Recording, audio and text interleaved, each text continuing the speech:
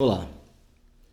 Bom, muitos alunos meus me perguntam a respeito ou falam que vão fazer cirurgia bucomaxilofacial, que é uma intenção deles e tal. E eu achei interessante então a gente falar um pouco da interação dos materiais dentários com essa especialidade, né? Com a especialidade de cirurgia.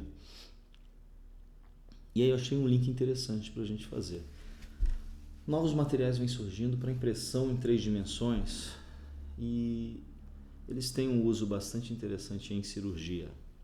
Então, na área cirúrgica, através de tomografias do paciente, o cirurgião dentista consegue, em laboratórios especializados, fazer impressão das estruturas anatômicas da face para poder trabalhar uma cirurgia, por exemplo, um planejamento cirúrgico, né? Tive a oportunidade de trabalhar por um tempo na clínica de um grande colega meu, Dr. Flávio Ferraz, e lá ele tem um laboratório junto com a clínica dele, que é o VS Lab, que é um laboratório que faz impressão em 3 dimensões de peças que são importantes no planejamento, que eles chamam o planejamento virtual ou planejamento em 3 dimensões da cirurgia, antes de fazer a cirurgia.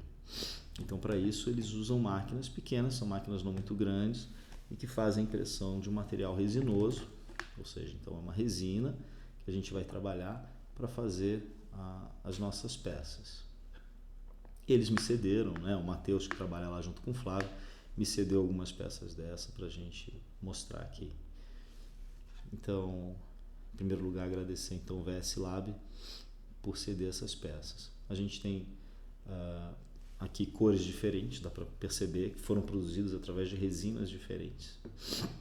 Então tem um material feito numa resina termoplástica, foi feito através de um processo de injeção de uma resina, aquecimento de uma resina termoplástica filamentosa, né? Vendida na forma de filamentos de resina. É uma técnica conhecida como FFM ou FDM. Então esse polímero, que é um polímero chamado ABS, ele vai se depositando em camadas e você tem depois de um tempo a mandíbula, a maxila, enfim, a peça que você fez a captação pela tomografia, né, que você quer trabalhar. Então você pode fazer desde a mandíbula, maxila, outras partes. Geralmente é uma resina tóxica, não vai fazer nenhuma parte que vai ser usada diretamente em boca, mas para o seu planejamento. A desvantagem dessa resina, a vantagem é que ela é barata, a desvantagem é que a gente tem a marcação desses filamentos, a marcação das linhas de deposição desses filamentos à medida que eles aquecem, né? Então você enxerga as linhas de impressão. Aqui com uma parte, um terço médio da face, né, impresso numa outro tipo de resina. Essa resina aqui já é uma resina fotoativada.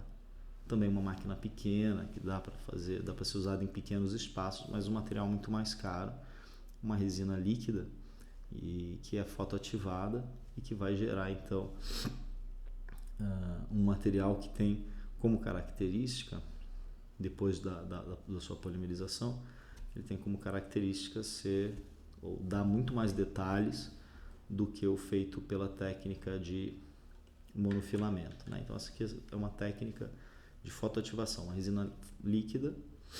Essa resina líquida ela vai subindo, existe uma máquina que vai fazendo a impressão então dela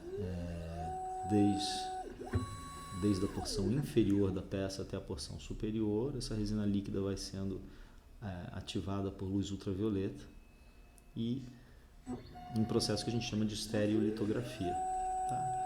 A vantagem então é o detalhamento dessa peça, muito melhor do que na outra técnica, e a gente tem um material melhor, mas que como desvantagem o processamento é um pouquinho mais longo, a gente tem que fazer uma limpeza com um álcool depois da sua impressão em 3 dimensões, tem que fazer um novo tratamento com luz, uma nova cura para ele ganhar resistência maior, né? E esse material é um pouco mais caro. Apesar disso, tem sido usado recentemente já com polímeros que são menos tóxicos ou, na verdade, atóxicos. E a gente pode fazer pecinhas como fora da área cirúrgica, né? Como alguma plaquinha de bruxismo e, eventualmente, até, segundo alguns fabricantes, alguns dentinhos provisórios a gente pode fazer, então, nessa técnica também. Então, já entra para a área de prótese, já foge um pouquinho da cirurgia, né? A gente tem ainda mais uma técnica, que é uma técnica chamada SLS, uma técnica em que você tem uma impressão a laser. Essas outras duas aqui não usavam laser, tem uma técnica a laser, mas a máquina é muito maior.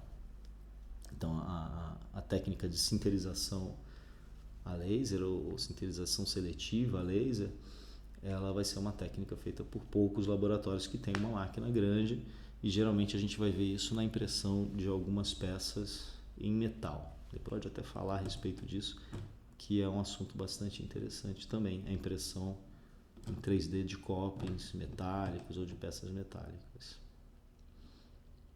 É isso aí. Tem materiais, está em todas as especialidades mesmo, e a gente vai aos poucos difundindo isso daqui.